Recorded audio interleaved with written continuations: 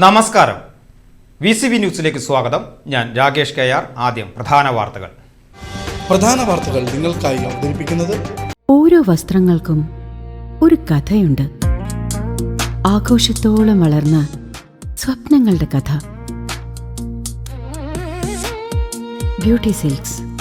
വാക്കുകൾ നിശബ്ദമാകുമ്പോൾ വസ്ത്രങ്ങൾ സംസാരിക്കട്ടെ.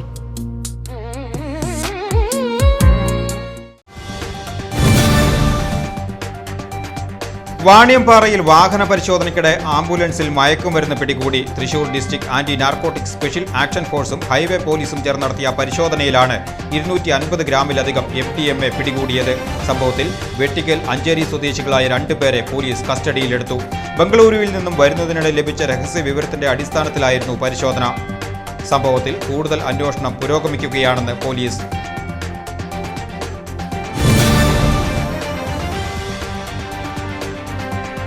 രാസവള വില വർധനവിനെതിരെ കേരള കർഷക സംഘത്തിന്റെ നേതൃത്വത്തിൽ വടക്കാഞ്ചേരി ഹെഡ് പോസ്റ്റ് ഓഫീസിലേക്ക് മാർച്ചും ധർണയും സംഘടിപ്പിച്ചു. കേരള കർഷക സംഘം സംസ്ഥാന കമ്മിറ്റി അംഗം MM അവറാച്ചൻ പരിപാടി ഉദ്ഘാടനം ചെയ്തു. രാസവള വില വർധനവ് പിൻവലിക്കുവാൻ കേന്ദ്ര സർക്കാർ അടിയന്തര നടപടി സ്വീകരിക്കണമെന്നും ആവശ്യം.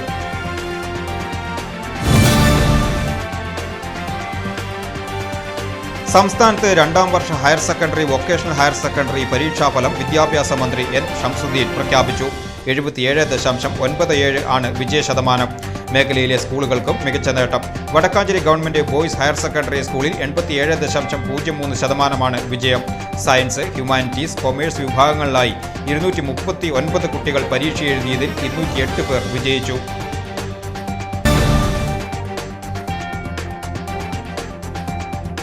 വേലി തന്നെ വിളവ് തിന്നുന്നു എന്ന പഴഞ്ചൊല്ലിനെ അന്വർത്ഥമാക്കി വടക്കാഞ്ചേരി ജില്ലാ ആശുപത്രി നാടാകെ മഴക്കാലപൂർവ്വ ശുചീകരണവും ആരോഗ്യ ജാഗ്രതയും കുട്ടി ആഘോഷിച്ച് നടപ്പാക്കുന്ന ആരോഗ്യവകുപ്പ് സ്വന്തം സ്ഥാപനത്തിലെ മലിനജലം റോഡരികിലെ ഓടയിലേക്ക് ഒഴുക്കി ജനങ്ങളെ ദുരിതത്തിലാഴ്ത്തുന്നു. വടക്കാഞ്ചേരി ജില്ലാ ആശുപത്രിയിലെ പുതിയ കെട്ടിടത്തിന് മുന്നിലൂടെ ദുർഗന്ധം വമിക്കുന്ന മലിനജലം സംസ്ഥാന പാതയിലേക്ക് ഒഴുക്കുന്നത് പരിസരവാസികൾക്കും കാൽനട യാത്രക്കാർക്കും ഓട്ടോ തൊഴിലാളികൾക്കും വലിയ ദുരിതമായി മാറിയിരിക്കുകയാണ്.